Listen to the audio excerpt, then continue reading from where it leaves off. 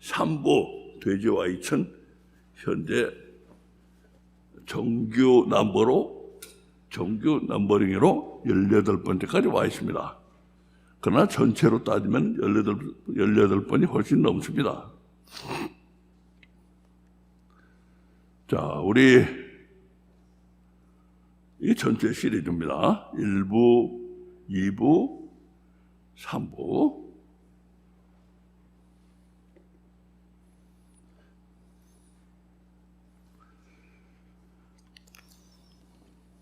우리는 오늘 충격적인 것, 쇼킹한 것 두 가지를 얘기하려고 합니다. 쇼킹한 것 두 가지. 사실은 오늘 본문 말씀까지 하면은 쇼킹한 것이 세 가지입니다. 오늘 본문 말씀도 상당히 쇼킹해요. 우리 전체 세 가지 쇼킹한 걸 보겠습니다. 우리는 지난주 이 사람에 대한 얘기를 했습니다.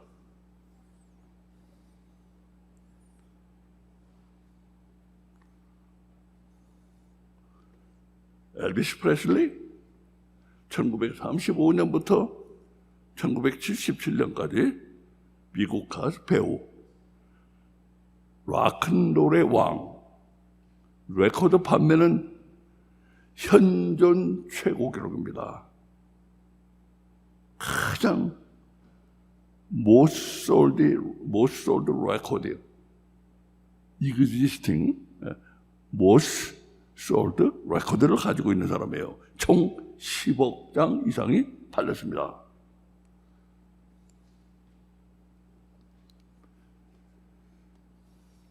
자, 우리가 오늘 들을 첫 번째 충격적인 얘기는 이 사람이 죽을 때 얘기입니다. 이 사람이 죽을 때.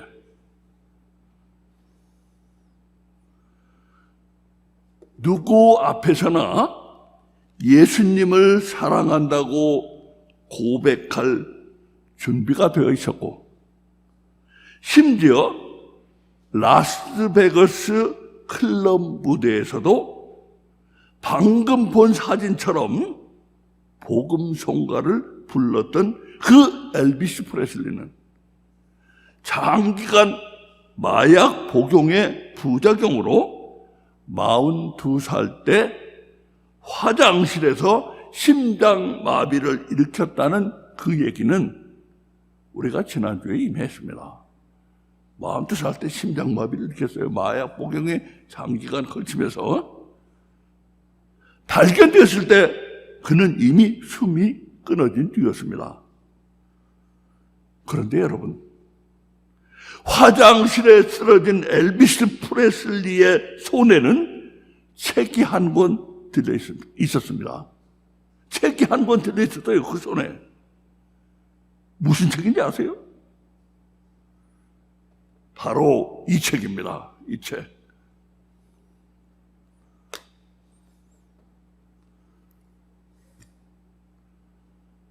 예수님 얼굴 과학적 탐색. 서문은 에드가 게이시의 예수 이야기 저자가 서문을 썼다. 엘비스 프레슬리가 죽을 때 그 손에 들려 있었다고 해서 일약 all of a sudden 일약 유명해진 책입니다. 예수님의 얼굴을 과학적으로 찾는다는 것입니다. 보다시피 분명히 예수님에 관한 이야기입니다. 예수님에 관한 이야기예요. 엘비스 프레슬리는 예수님을 마음 깊이 사모하고 어디 가나 성경을 가지고 다니고 성경을 정말 소중히 여긴다고 자기 입으로 그랬다니까, 고백했다니까. 그런 사람이 화장실에서 예수님 책을 읽고 있었다고 해서 뭐가 이상하겠습니까? 하나도 이상할 거 없어요.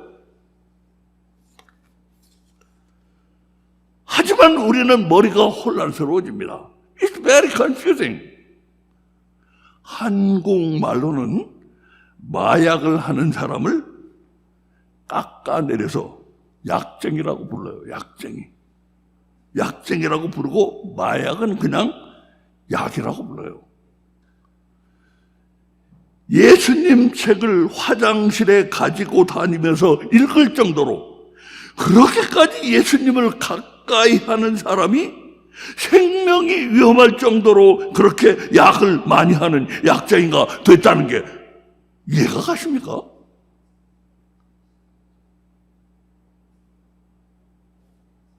인류의 모든 죄를 벗겨주시기 위해 십자가에서 우리를 대신해서 피 흘리고 돌아가신 예수님의 그 엄청난 사랑과 희생에 감동받아서 눈물을 철철 흘리는 사람이 약쟁이가 된다는 게 가능한 일입니까?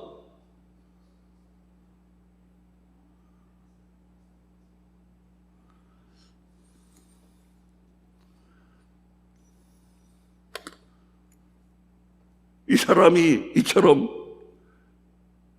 하나님 예수님을 부르면서 무대 위에서 많은 사람들 앞에서 흘린 그 눈물들은 모두 가짜였단 말입니까?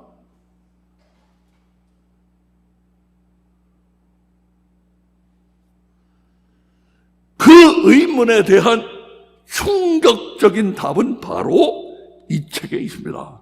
충격적인 답이 바로 이 책에 있어요. 여기를 보세요.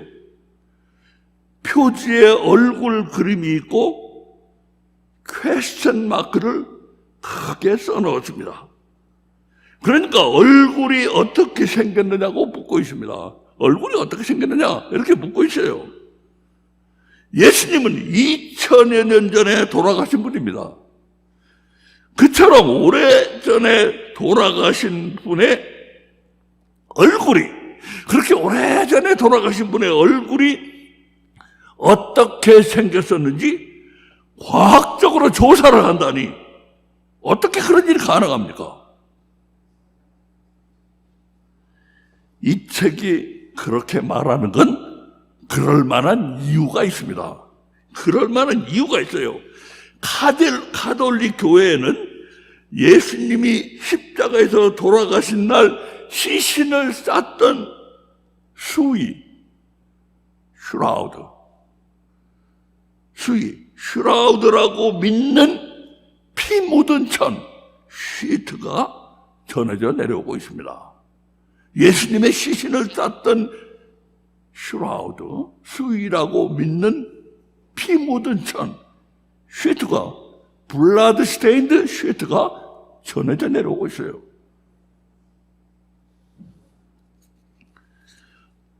토리노의 수의. 이태리에 있기 때문에 토리노의 수의. 토리노라는 곳에 있어요, 이태리. 토리노의 수의, 영어로는 Shroud of Turin. Shroud of Turin이라고 합니다. 그런데 그 피 묻은 천이 진짜인지 진짜인지 위조인지, 포저리, 진짜인지 포저리인지 가짜인지 과학자들이 조사를 해보도록 교황청 홀리시에서 역사상 처음으로 허락을 한 거예요. 그전에는 공개도 잘 안 하던 건데 그때 이 무렵에 갑자기 교황청에서 허락을 해요. 과학자들이 조사를 하도록.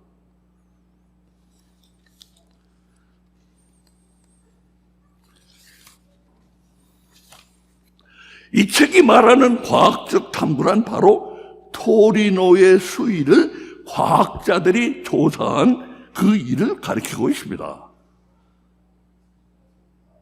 그 피 묻은 천을 찍은 네거티브 사진, 이때 나왔어요. 이것도, 이 사진도. 그 피 묻은 천을 찍은 네거티브 사진을 보여드리겠습니다. 이 얼굴이 보이죠? 이 전신입니다. 전신. 여기 전신이 보이죠?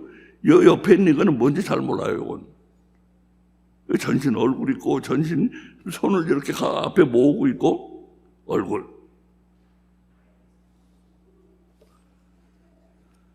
핏자국 때문에 천에 마크가 생겼는데, 온몸이 상처투성이인 수염난 남자분, 수염이 난 남자의 모습이 뚜렷이 나타나고 있습니다. 상처투성이에요, 온몸이. 만약 이 토리노의 수위가 예수님 시신을 쌌던 그 수위가 정말 맞는다면 이건 그야말로 엄청난 얘기입니다. 이거 세상 뒤집을 만큼 엄청난 얘기예요. 이거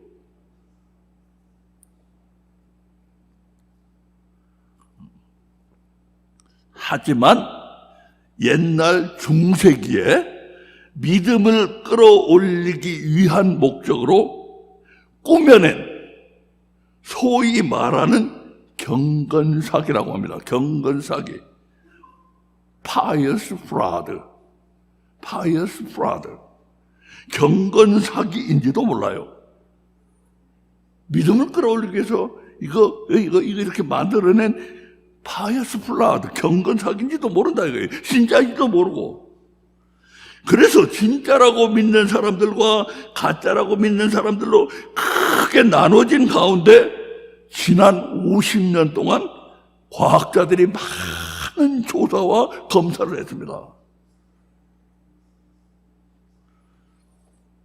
이것이 진짜냐 가짜냐는 오늘 우리가 하려는 얘기와 상관이 없어요.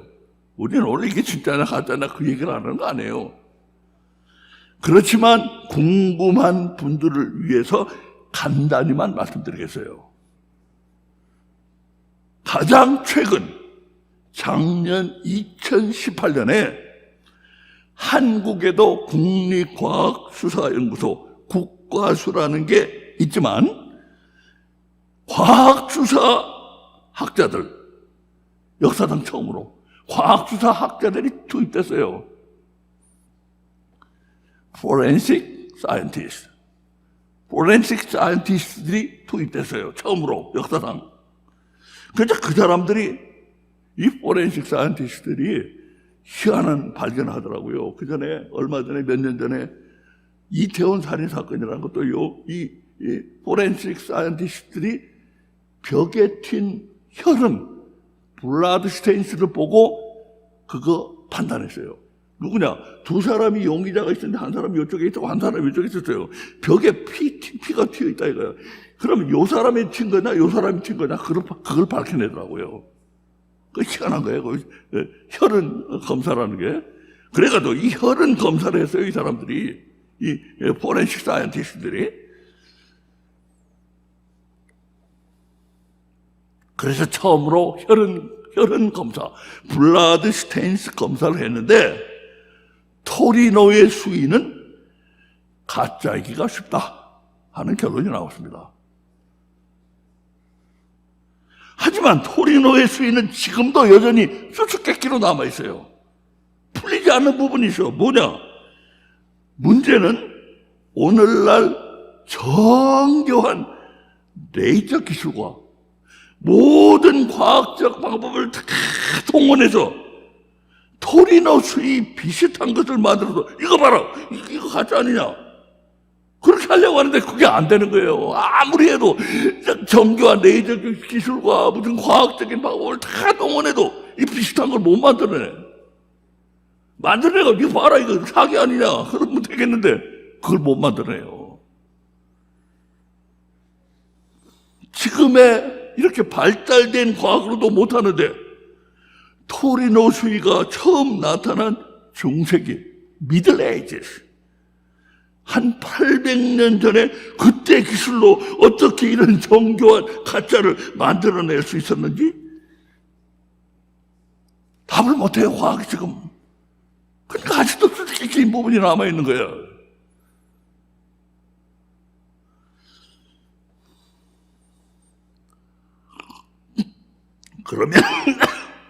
그러면 다시 그러면 다시 우리 얘기로 돌아갑니다. 우리는 이게 진실이나 가짜나 얘기하려고 하는 거 아니에요. 우리 얘기로 돌아가서 사람은 자기가 죽을 때를 안다고 합니다. 엘비스 프레슬리도 자신이 죽음을 향해 가고 있다는 것을 느끼고 있었습니다. 어떻게 아세요? 알 수 있어요. 조금 있으면 알게 돼요. 그는 마약 때문에 일어난 인생의 위기, 라이프 크라이시스, 인생의 위기에서, 마약 때문에 일어난 인생의 위기에서 빠져나올 힘을 갖고 싶었습니다. 그 인생의 위기에서 지금 위기에 닥쳤는데 마약 때문에 일어났어요. 그 위기에서 빠져나올 힘을 원하고 있었어요.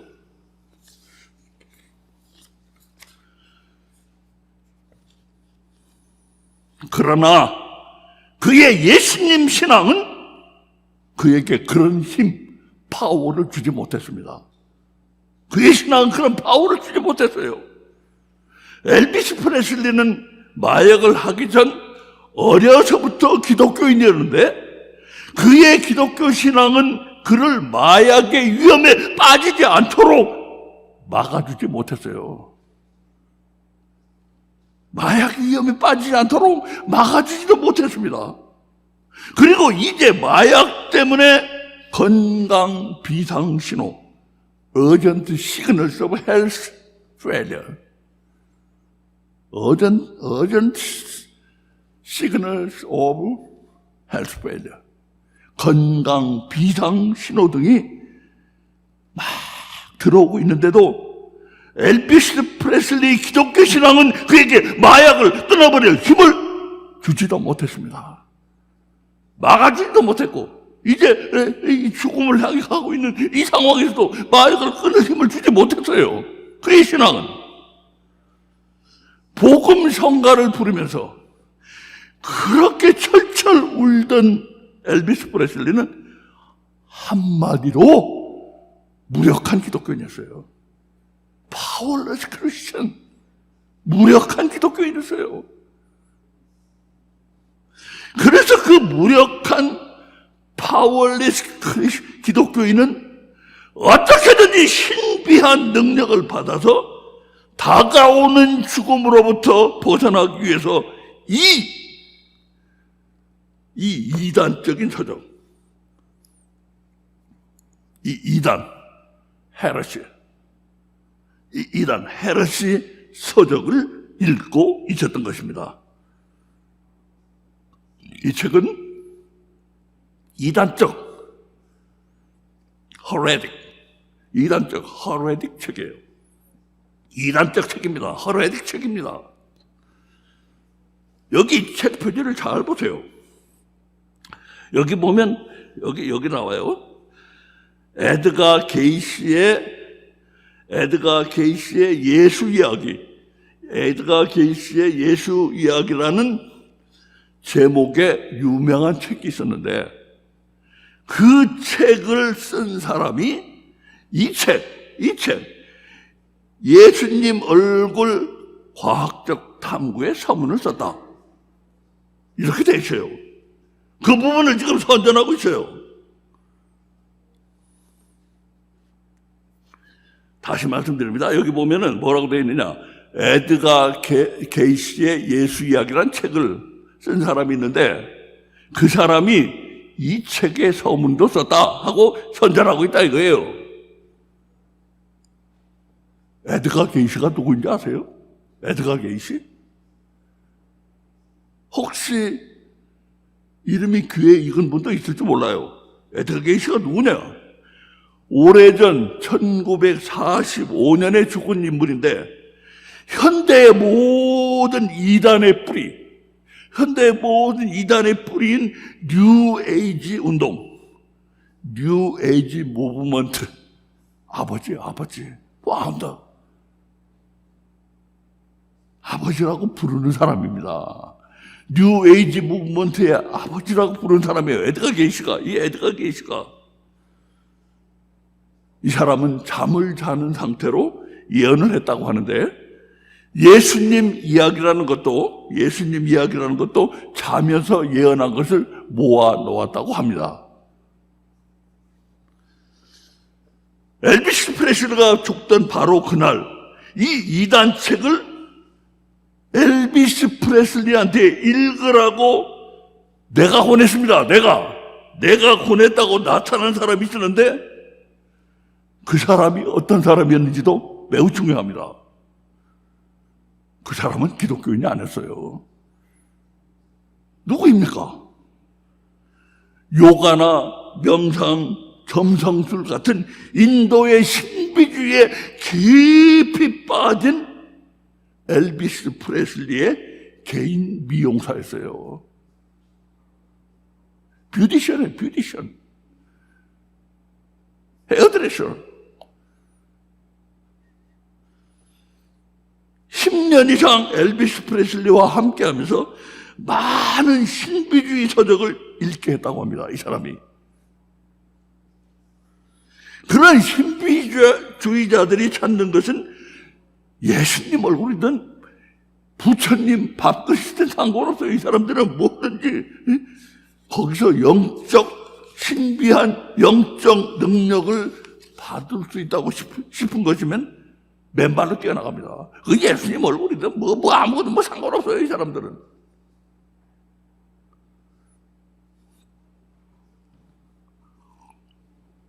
그런 점에서 혼합 종교 형태를 띠고 있어요. 혼합 종교. 네?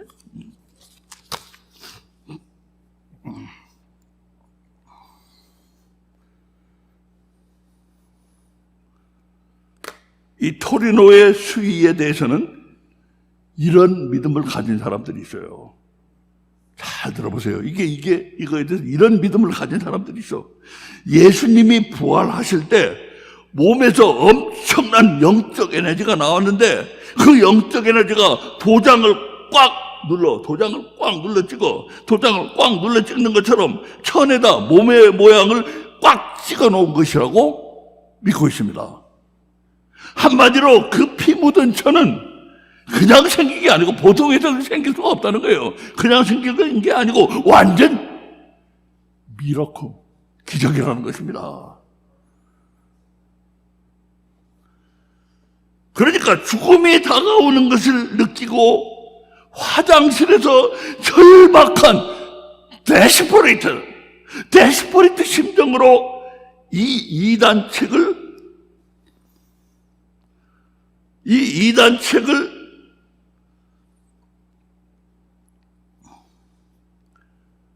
다시 합니다. 그러니까 죽음이 다가오는 것을 느끼고 화장실에서 절박한 데스퍼리트한 심정으로 이 이단 책을 읽고 있었을 엘비스 프레슬리가 원한 것은 무엇이었습니까? 무엇이었어요? 기적이었습니다. 기적.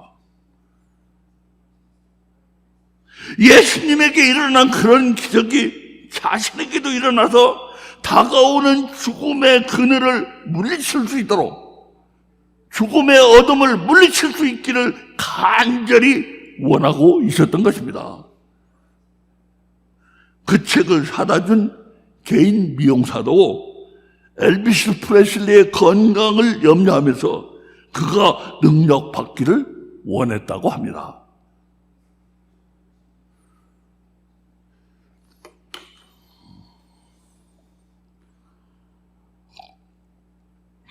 엘비스 프레슬리의 모순 덩어리의 삶, Life of Sheer Absurdity,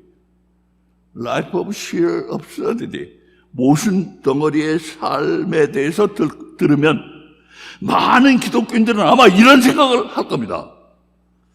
그는 기독교인이었지만 결국 진짜 기독교인이 못 되었기 때문에 그 모든 비극이 일어났다. 좀 더 믿음이 좋았더라면 그는 마약의 위험과 그로 인한 죽음을 피할 수가 있었을 것이다. 대단히 미안한 말이지만 그 모든 위험과 비극은 엘비스 프레슬리가 진짜 기독교인이 못 되었기 때문일까요? 엘비스 프레슬리한테 미안하지만 당신이 진짜 크리스찬 못 됐기 때문에 그런 모든 비극이 일어나고 그런 죽음이 일어난 것입니까? 맞습니까? 자, 그렇다면 이제 우리 두 번째 샤킹으로, 두 번째 충격으로 넘어갑니다. 자, 이 사람은 진짜 기독교인인가 가짜 기독교인인가 판단해 보십시오. 이 사람은 진짜 기독교인입니까 가짜 기독교인입니까? 보이세요, 사진? 보여요, 사진? 이 사람은 젊은 목사입니다. 지난 9월 9일 그가 죽었을 때 그는 겨우 30살이었어요. 아주 젊은 창창한 나이였어요. 30살. 하베스트 크리스천 펠로십. 하베스트 크리스천 펠로십 교회는 캘리포니아주 전역 올 에리어를 옮겨 다니면서 대형 집회를 계속하고 있는 유명한 초대형 교회입니다. 하베스트 크리스천 펠로십 초대형 교회요. 계속 옮겨 다니면서 대형 집회를 하고 있어요. 등록 교인만 15,000명으로 미국에서도 10손가락 안에 드는 큰 교회입니다. 정확히는 8번째라고 그래요.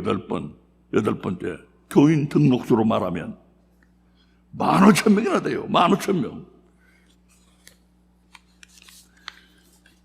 사진에 있는 이 제리드 윌슨 목사, 제릿 윌슨 목사는 이 유명한 교회의 부목입니다. 부목사예요. 이 유명한 교회 부목사예요. 윌슨 목사는 자신의 손으로 목숨을 끊은 교회 성도의 장례 예배를 주관한 바로 같은 날 9월 9일 자신의 손으로 목숨을 끊었습니다. 자신의 손으로 목숨을 끊은 성도의 장례 예배를 주관한 바로 그날 자기도 목숨을 끊었어요. 자살한 성도의 장례를 치른 날 같은 날 목사가 자살한 이 사건은 미국에서 큰 관심을 일으켰고 한국에까지 기사가 났어요. 저는 한국의 기사로 이걸 알게 됐습니다. 이 사건을. 한국에까지 기사가 났어요. 윌슨 목사는 우울증 때문에, 디프레션 때문에 자살했습니다. 그렇게 죽으면서도 그는 자신의 기독교 신앙만을 끝까지 변호했습니다. 뭐라고 변호했는지 아세요? 이렇게 변호했어요. 이렇게. 예수님을 사랑하는 것이 항상 자살 충동을 치유해 주는 것은 아닙니다. 예수님을 사랑하는 것이 언제나 깊은 우울을 치유해 주는 것은 아닙니다. 예수님을 사랑하는 것이 언제나 PTSD를 치유해 주는 것은 아닙니다. PTSD는 Post Traumatic Stress Disorder. Post Traumatic Stress Disorder. 이거는 큰 충격을 받은 사건, 그런 거 후에 겪는 후유증입니다. 전쟁에 갔다 온 젊은이들이 PTSD에 시달리는 일이 굉장히 많다고 그래요. 이런 PTSD를 치유해 주는 것은 아닙니다. 예수님을 사랑하는 것이 언제나 불안을 치유해 주는 것은 아닙니다. 그러나 이것은 예수님이 우리와 동행하심과 평안을 주지 않는다는 뜻이 아닙니다.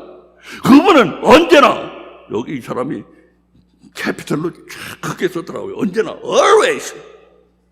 그분은 언제나 그렇게 하십니다. 한 젊은 목사의 자살이 그처럼 큰 관심을 끈 것은 윌슨 목사가 죽기 전에 트위터에 올린 이 글 때문이기도 합니다. 윌슨 목사는 비록 자살을 할 망정 자신의 기독교 신앙을 적극 옹호하고 있고 예수님이 함께 하시고 위로하시고 기독교인을 도우심을 강조하고 있습니다. 그건 사실입니다. 사실이에요. 하지만 기독교인들도 마찬가지지만 특히 기독교인이 아닌 사람들이 이거를 읽을 때 어떤 인상을 받겠습니까? 이 자살한 목사가 말은 이렇게 하지만 기독교란 결국 무기력한 종교구나. 그런 인상 안 받겠어요? 우울증의 위험으로부터 기독교인을 지켜낼 수가 없고 우울증으로 인한 자살 충동으로부터 기독교인을 지켜낼 수가 없다면 그 종교는 힘없는 무기력한 종교라고 낙인 스티그머를 찍어도 할 말이 없지 않은가? 할 말이 없지 않을까요? 이거 무기력한 종교야. 낙인을 탁 찍어버려도 스티그머를 찍어버려도 이거 할 말이 없잖아요. 이거.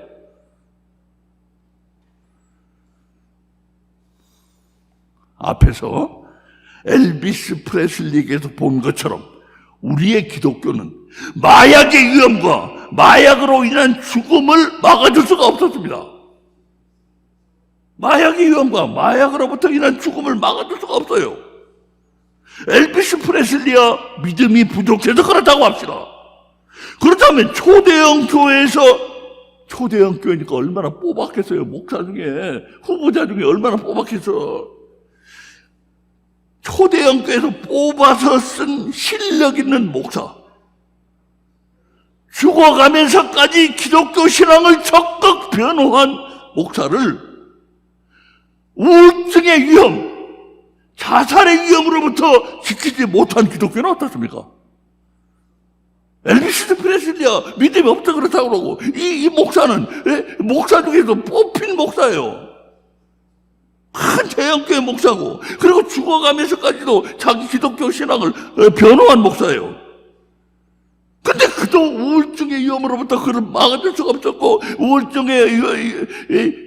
우울증으로 인한 자살 충동으로부터 그를 막아줄 수가 없었어요. 그렇다면 이 기독교는 어떤 기독교입니까? 무기력하다는 인상을 지울 수가 없어요. 안 믿는 사람들 보고 물어보세요. 그 무기력한 종교라고 안 하겠어요? 우리가 믿고 있으니까 그 무기력한 종교란 말은 하기가 싫을 테지만 안 믿는 사람들 그 무기력한 종교구만 그거 뭐하러 믿어 그런 거. 안 그러겠어요?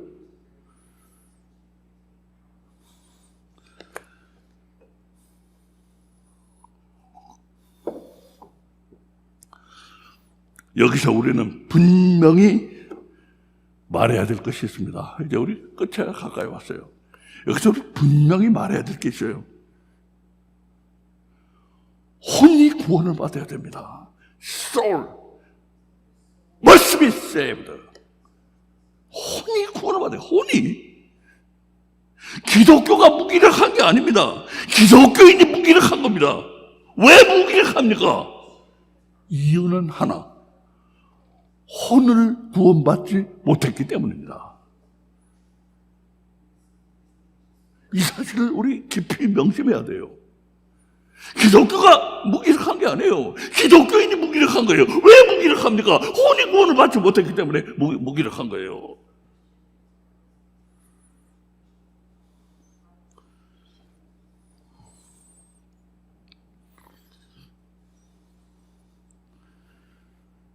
혼을 구원받지 못한 기독교인은 인생과 세상의 모든 위험으로부터 피해 나갈 수가 없어요.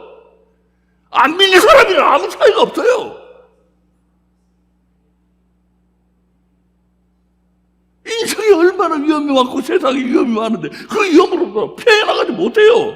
교만의 위험, 특히 교만의 위험 자빠진 사람 많더라고요. 교만의 위험, 욕심의 위험, 이기심의 위험, 마약의 위험, 우울증의 위험, 이런 위험으로부터 피해나가지 못해. 기독교인이 혼이 구원받지 못한 기독교인은 무기력할 수밖에 없어요.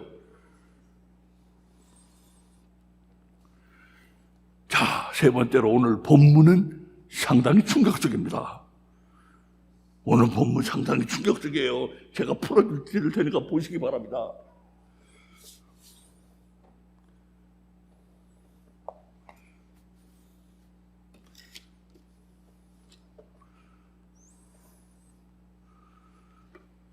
본문 두 번째 절입니다. 몸은 죽어도 이 영혼이라고 되어 있지만 혼이에요. 원문은 혼입니다. 몸은 죽어도 혼은 능히 죽이지 못하는 자들을 두려워하지 말고 오직 몸과 혼을 능히 지옥에 멸하시는 자를 두려워하라. 예수님 말씀이에요.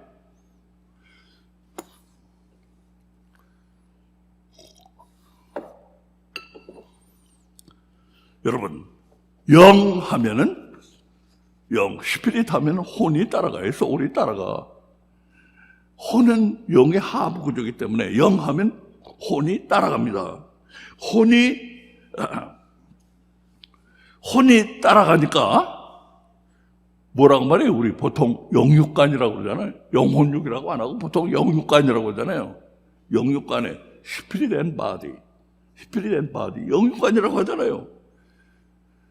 그러니까 일반적으로 영과 몸이 지옥에 간다고 하는 게 보통이에요. 영과 몸이 지옥에 간다. 이렇게 말하는 게 보통이에요. 굳이 혼을 넣어서 말하지 않을 때는 그냥 영 하면 혼까지 포함되니까 영과 몸이 지옥에 간다 하면 돼, 보통.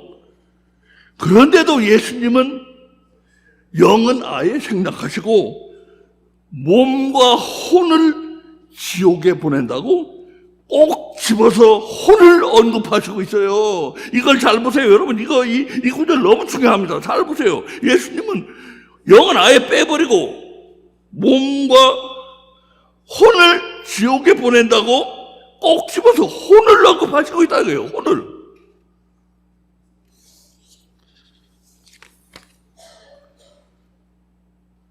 예수님은 왜 혼을 지옥에 보냅니까? 왜 혼을 지옥에 보내요? 그 이유가 여기 나와 있습니다. 앞절에 나와 있어요. 바로 앞절에 보면, 앞절에 보세요. 내가 너희에게 어두운 데서 이르는 것을 광명한 데서 말하며 너희가 귀 속으로 듣는 것을 집 위에서 전파하라. 이게 뭔 말씀이에요, 이게? 이 27절 말씀은 한마디로 예수님을 담대하게 전파하라는 말씀이에요. 예수님을 담대하게 전해라. 그 당시는요, 유대교에도 핍박이 심했거든. 잡아다 때리고 감옥에 갔고 이 핍박이 심해서 퍼시큐션이 아주 심할 때예요. 그런데 이 퍼시큐션에도 불구하고 너희가 예수를 담대히 전해라. 예수님 말씀하셨어요. 자, 여러분, 제가 묻겠습니다. 예수님이 우리 보고 담대히 전하라고 했는데 왜 우리 담대히 전하지 못합니까? 왜 담대히 전하지 못해요? 왜? 여기 있잖아요. 몸은 죽어도 몸이 죽을까봐 우리는 담대히 전하지 못해요. 몸이 죽을까봐. 여기 28절에 있는 것처럼 몸이 다칠까봐 두렵기 때문에 담대히 전하지를 못한다 이거예요. 아까 말씀드린 것처럼 이때는 유대교로부터 핍박이, 퍼시큐션이 아주 심할 때예요. 그러니까 몸이 다칠까봐 예수님을 널리 전파하는데 또 벌벌 떨면서 전하지 못한다 이거예요. 자, 여러분, 기독교인은 믿음을 보여줘야 할 때 이처럼 두려워하면서 믿음을 보여주지를 못한다 이거예요. 왜 그래요? 왜? 기독교인 믿음을 보여줘야 할 때 믿음을 보여줘야 할 바로 찬스가 왔는데 왜 믿음을 보여주지 못하고 벌벌 떨고 있습니다. 왜?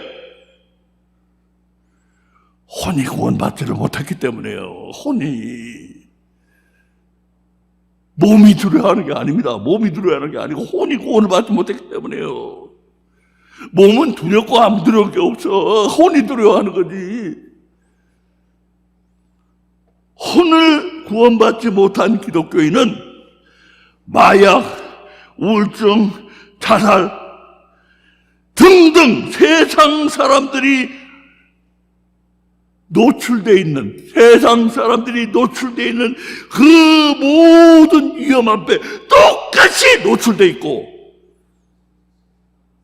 믿는 사람이라고 아무 차이가 없어요. 똑같은 위험 앞에 노출되어 있어. 세상 사람들이 노출되어 있는 그 위험, 마약, 자살, 우울증, 그런 교만, 무슨 이기심, 이런 위험 앞에 다 똑같이 노출되어 있어요.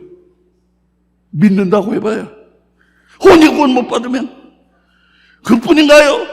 세상 사람과 달리 우리 왜 불렀어요? 하나님이 우리 왜 불렀어요? 믿음을 보여주라고 그러는데, 예수님이 우리 왜 불렀어요? 믿음을 보여주라고 하는데, 믿음을 보여줘야 될 상황에서는 믿음을 보여주지 못하고 벌벌 떨어요. 벌벌 떨어.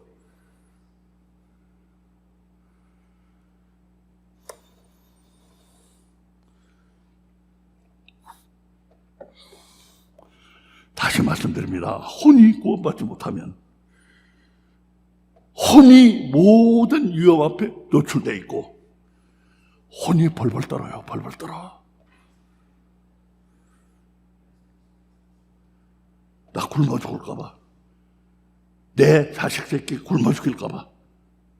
내 자리 떨어질까 봐. 내가 손해볼까 봐. 벌벌 떨어. 벌벌 떨어. 우리 오늘 구원받지 못하면, 혼이 구원받지 못하면, 몸이 벌벌 떠는 게 아니에요. 몸은 떨고 안 떨고 없어. 혼이 떠는 거예요. 혼이. 그래서 예수님은 구원받지 못한 그런 혼은 기독교인이라도 상관없이 지옥에 보내버린다고 하시는 것입니다. 이게 기독교인이라도 상관없어. 기독교인에 대해서 말씀하시는 거 아니에요. 전파하라고 말씀하는 거예요. 아니, 기독교인 아닌 사람 보고 예수님이 너 내 말 전파하라고 그러겠어요? 기독교인 뭐 하는 말씀이라. 근데 그 혼이 구원을 못 받았기 때문에 몸을 죽이는 자들을 두려워한다 이거예요. 몸을 죽이는 자들을 벌벌 떨어. 그래가지고 가만히 있어. 전하지 않고 손해나는 일 안 하려고 그래. 안 믿는 사람, 세상 사람이랑 똑같이 하고 있어요. 살아가고 있어. 똑같이. 혼 때문에, 구원받지 못한 혼 때문에. 그래서 예수님이, 자, 그러면 너 기독교인이라도 내가 그 혼을 지옥에 보내버린다. 너는 내 몸과 함께 내 혼, 구원받지 못한 혼도 같이 지옥에 보내버린다. 그 원인은 혼 때문이죠. 몸 때문이 아니고. 같이 보내버린다고 말씀하시잖아. 자, 네. 보세요. 오직 몸과 혼을 능히 지옥에 멸하시는 자 보내버린다 해야. 여기 멸하면 좋지. 이 멸하는 게 주석에 보니까 분명히 나와 있어요. 이 멸하는 게 없어지는 게 아니다. 없어지는 게 아니고 지옥에서 까지 영원히 고통받는 거, 그걸 멸한다고 표현한 거예요. 벌벌 떠는 몸과 그 벌벌 떠는 몸을 주관하는 혼과 같이 지옥에 보낸다. 네가 믿는 사람이라도. 하나님, 예수님 말씀하시잖아요. 예수님. 이게 샤킹한 말씀이라, 이게 지금 잘 보면은. 근데 이거 샤킹한 거를 그거 설명하지는 않더라고요. 이거 얼마나 샤킹해요, 이거. 그죠? 샤킹하죠. 근데 그거 설명 들어봤어요? 그런 설명? 네? 민재가 서건이? 그래요? 좋습니다. 좋아요. 내가 귀를 빨래를 낮춰버렸어요. 내 소리를 크게 키우기 위해서. 잘 안 들어요. 내가 소리가 크면은 내 말소리가 확 줄어버리더라고요. 자, 이제 결론을 맺습니다. 본문의 예수님 말씀은 우리 기독교인들에게 무서운 말씀이에요. 무서운 말씀이잖아요. 예수님은 혼이 꼭 구원받아야 된다. 이 말씀 하시고 있는 거예요. 그죠? 선희 집사님. 그죠? 혼을 구원받지 않고는 우리가 뭘 해? 우리가 혼을 구원받지 않고는 우리는 우리의 기독교, 예수님이 전해주신 그 소중한 기독교를 무기력한 것으로 만들고 있을 뿐이에요. 우리는 무기력한 기독교를 만들어버리고 있어. 우리가 혼의 구원을 못 받아가지고.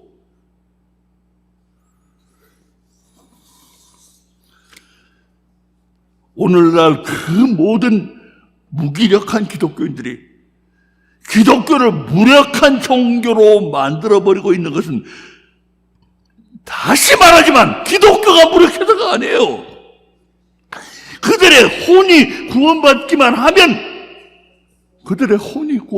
하면 예수님처럼 바울처럼 그렇게 살 수는 없을까? 좀 노래는 음정이 좀 엉망이 돼버렸는데 좋습니다. 하여튼 내가 원래 노래를 엉터리로 잘 불러요. 우리도 혼이 구원받기만 하면 예수님만큼은 못해도 베드로나 바울처럼은 될 수 있어요. 예, 아멘. 아멘. 마지막 말씀 한 번만 더 드리고 마칩니다.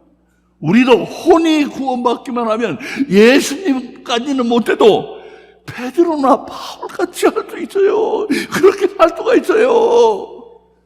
아멘. 우리 다음 주에 계속합니다. 다음 주에는 이제 정말로 우리 이민재 정리를 할 겁니다. 다음 주에는. 자꾸 미뤄졌어요. 네. 자, 우리 기도드리겠습니다. 아버지 하나님 감사합니다. 오늘도 저희를 부르사 은혜의 말씀을 주심을 감사드립니다. 혼이 얼마나 중요한가. 혼이 구원받아야 된다. 혼이 구원받아야 된다. 예수님도 말씀하셨고 엘비스 프레슬리도 삶으로 보여줬습니다. 이 또 윌슨 목사도 보여줬습니다. 혼이 안 받아, 혼이 구원을 못 받으면 무기력하다는 거, 기독교에는 아무 소용없다는 거. 그리고 예수님은 그렇게 혼이 구원을 못 받으면 기독교인이라도 혼을 지옥에 보내버린다고 말씀하신 말씀도 우리가 봤습니다. 아버지 감사합니다. 감사합니다. 우리 혼이 구원받기로 오네요. 혼이 구원받고 이제는 쌩쌩 날아오르는 삶을 살기로 원합니다. 벌벌 떨지 않고, 손해볼까봐 벌벌 떨지 않고, 그냥 어떻게 그냥 남보다 조금이라도 잘 되려고 아둥바둥하지 않고, 주님, 우리 혼이 구원받은 사람으로서 하나님의 주시는, 예수님이 주시는 평온을 누리면서 이 땅에 살다가 우리 영이 영원히 구원받기를 원합니다. 주여, 우리도 베드로처럼 바울처럼 살기를 원합니다. 주여, 우리 혼을 구원하여 주옵소서. 감사드리며 예수님 이름으로 기도드립니다. 아멘.